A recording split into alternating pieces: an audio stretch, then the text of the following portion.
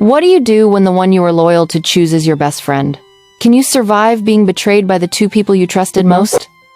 It started with the flowers. Isabella found a bouquet of white roses on her desk at work. There was no card, no note, just the soft smell of fresh petals and a white ribbon tied neatly at the stem. She smiled, thinking it was from Alexander. But when she got home that evening and asked him, he looked confused.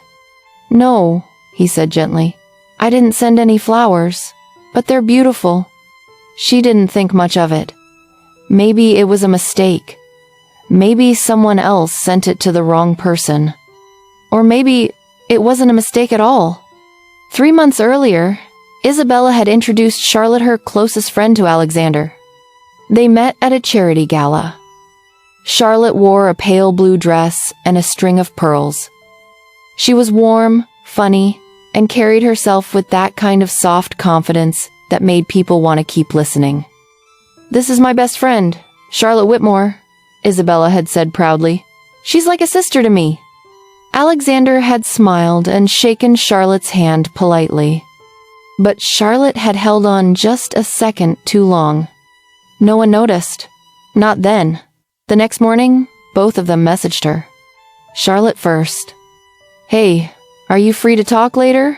I've been meaning to catch up." Then Alexander. "We need to talk." Isabella ignored both texts. She went to work, kept her head down, smiled when necessary. No one could tell anything was wrong. She laughed when her coworker cracked a joke, nodded during the team meeting, and even offered to grab lunch for the office. But inside, her heart was burning. By the third day, Charlotte showed up at her flat. She knocked gently and waited. When Isabella opened the door, Charlotte looked worried but not guilty. She was wearing a soft jumper, no makeup, her hair pulled back like she was trying to look innocent. "Hey," she said quietly, "can we talk?" Isabella opened the door wider and let her in. Charlotte sat on the edge of the couch, wringing her hands. "I feel like something's wrong," she said. "You haven't been replying. I just want to know if I did anything." Isabella sat across from her. "Are you sure you want to have this conversation?" she asked, voice steady. Charlotte blinked. "Of course. What's going on?" Isabella looked her dead in the eyes. "I saw you kiss him." Charlotte froze. She opened her mouth, closed it, then tried again. "I didn't mean." Isabella raised her hand. "Don't lie. I saw it. I was at his office. I brought him food. I saw everything." Charlotte looked down.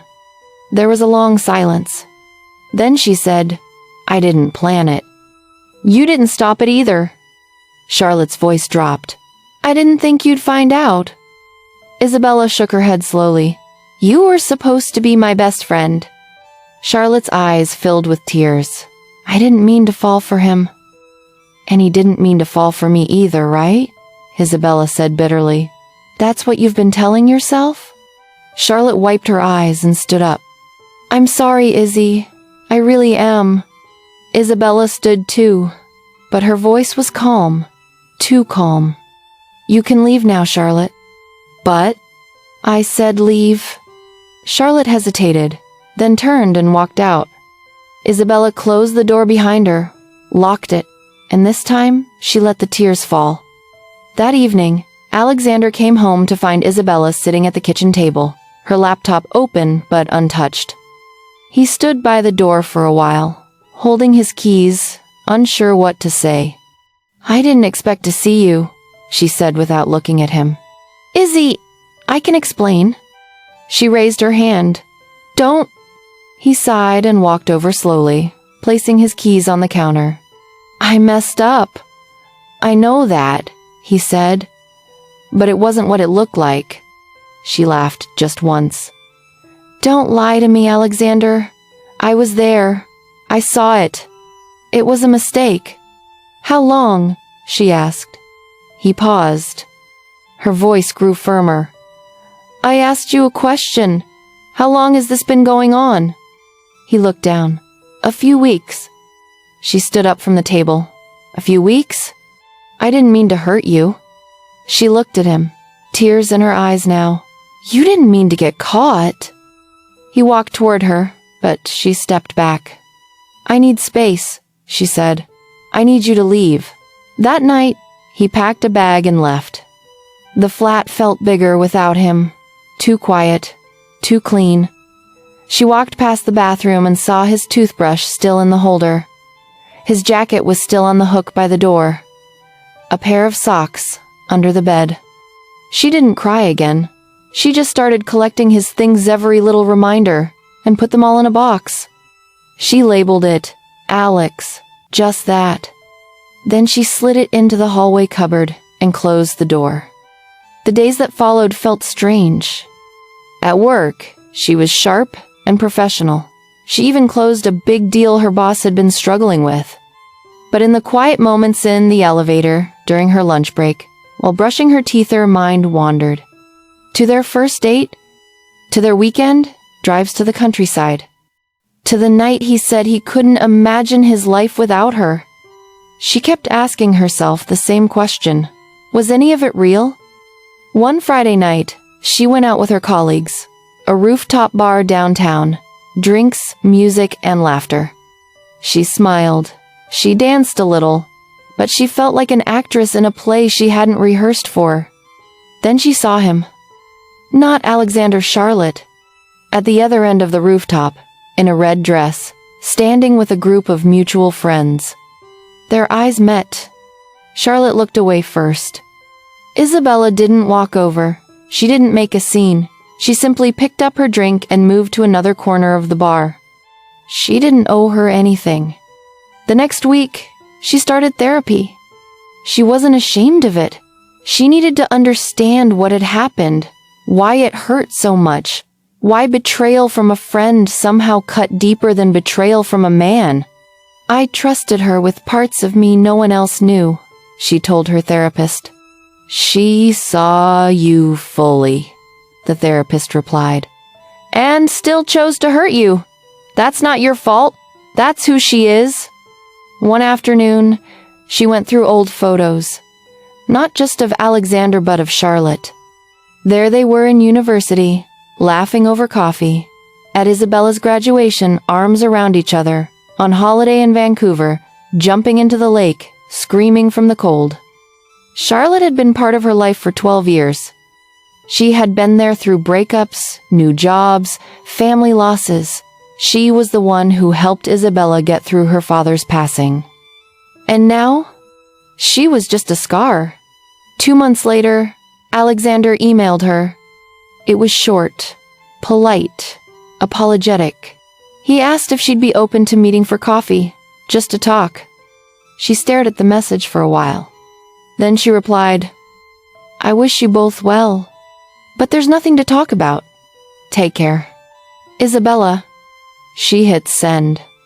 And for the first time in weeks, she felt something lift off her chest. Spring came early that year. The snow melted fast, and small flowers began to bloom on the sidewalk near Isabella's flat. She'd always loved this time of year. It felt like the world was waking up again. So was she. She no longer checked Charlotte's social media. She no longer felt a stab in her chest when she heard Alexander's name. The ache hadn't disappeared completely, but it was dull now, manageable. She focused on herself.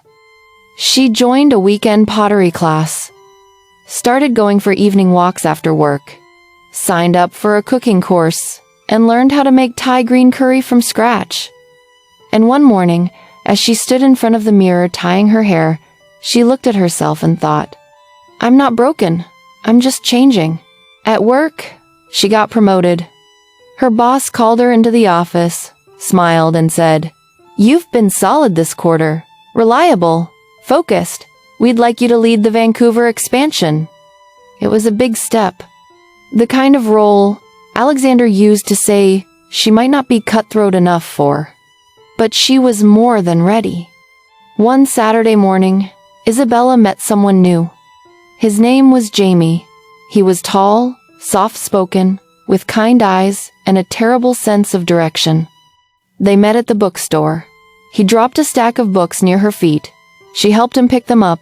He laughed nervously and said, "This is probably the least charming way to meet someone." She smiled. "You'd be surprised." They got coffee that same day. Then dinner a week later. No rushing, no pressure.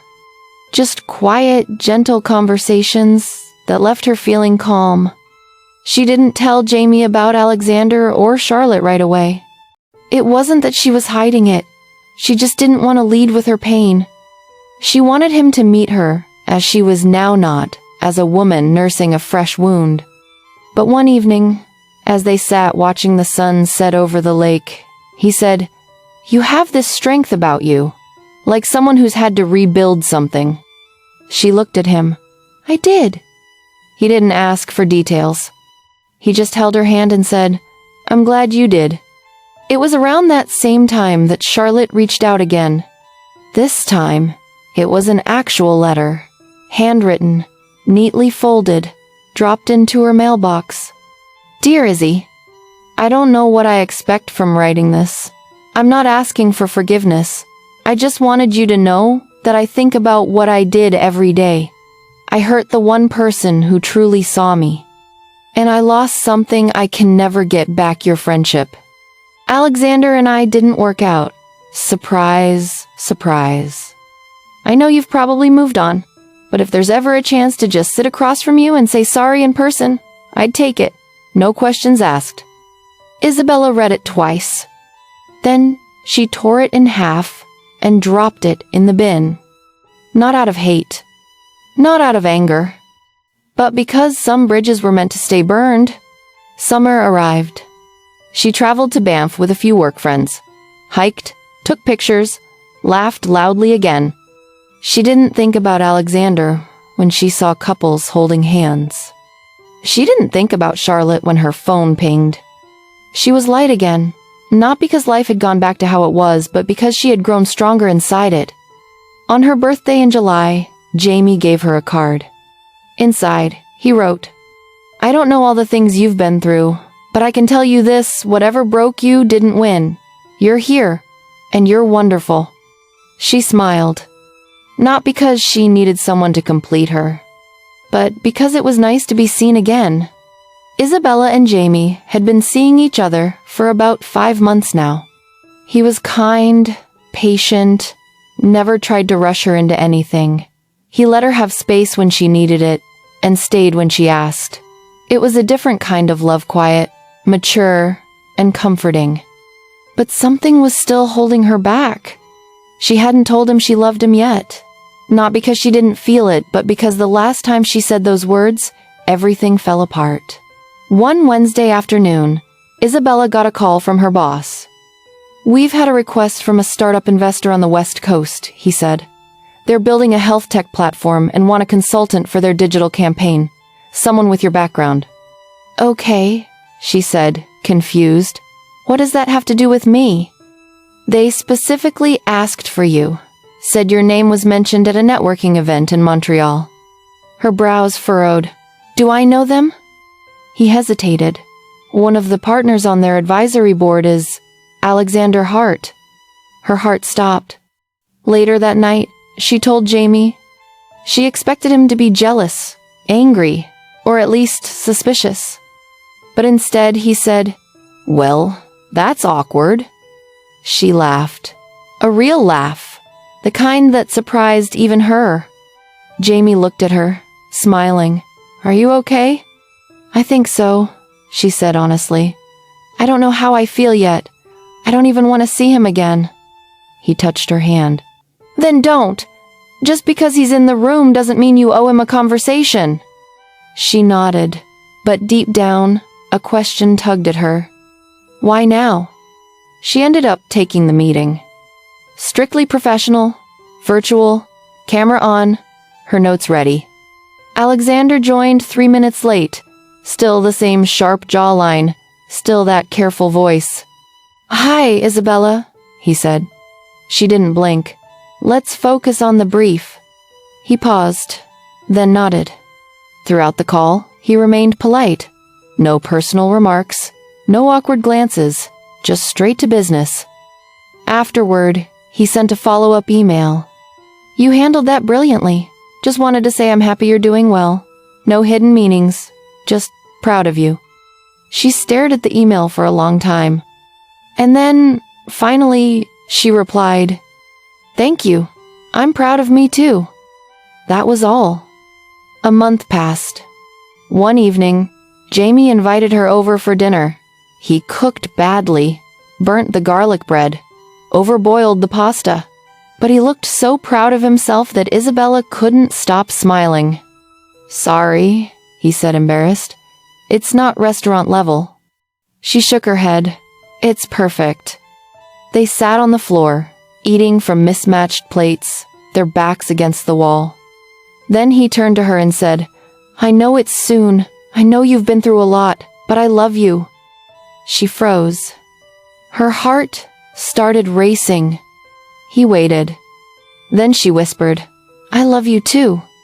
That night, for the first time in a long while, Isabella felt safe. Not excited, not breathless, safe. There were no secrets, no lies, no best friends with hidden eyes. Just a man who looked at her and saw the woman she'd become, not the one who was broken before. But life wasn't done with surprises. A few weeks later, Isabella received an invitation in the mail. It was simple, cream-colored, gold writing. "Charlotte Whitmore requests the honor of your presence at her wedding, to Dr. Marcus Dean." The name wasn't familiar. She turned the card over. Handwritten at the back, "I understand if you choose not to come, but I wanted you to know I really am happy now, and I hope you are too. See." She stared at the card for a long time. Then she folded it neatly and placed it in a drawer. She didn't feel angry. She didn't feel sad. She just felt nothing. And that, in itself, felt like a kind of victory. A few months later, Isabella stood on the balcony of her new apartment, overlooking the quiet streets of West Vancouver. The air was clean, the view endless. She sipped from a warm mug of tea and listened to the soft hum of the city below. She had just moved. Same company, but she'd taken the lead role on the West Coast project. It came with a raise, new responsibilities, and a fresh start. A few years ago, she would have been terrified to make a change this big. Now, it felt like she was finally living her own story, not someone else's shadow. Jamie moved in with her a few weeks later. It was a quiet decision, not rushed. He brought his worn books, his terrible record collection, and that goofy smile that made her heart feel warm even on the hard days.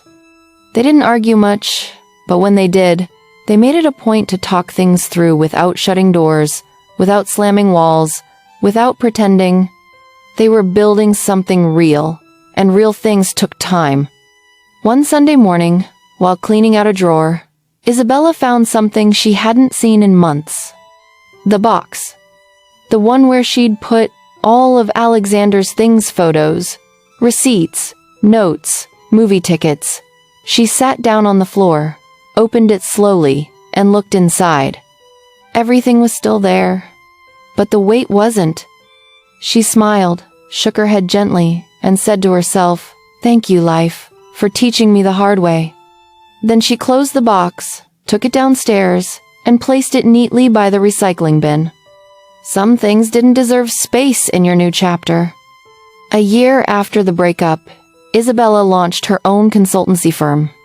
It started small, just her, a laptop, and a few connections. But she knew her worth now. She wasn't afraid to speak up. She wasn't afraid to walk away from people who only saw her as convenient. She grew the firm with patience and grace. She hired women who'd been overlooked, just like she once was. She led meetings with confidence. She smiled more now, not to please people, but because she felt light again. Then came one more twist. She and Jamie went away for a weekend trip to Tofanoa, a quiet coastal town.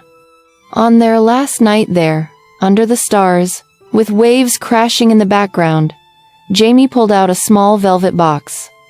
Her breath caught. I don't have a speech, he said. And I know you don't need rescuing. You never have. But I'd love to be part of whatever future you're building, if you'll have me. Isabella stared at the ring, then at him. Then she said, I will, but only if we burn the garlic bread at least once a month. He laughed. It's a deal. They didn't throw a big wedding. Just close friends. A small beach ceremony. No drama, no pretending. She wore a simple white dress. He wore a navy suit with dusty sneaker shoes, usual style. And just before they exchanged vows, he whispered, Thank you for choosing me, after everything. She smiled.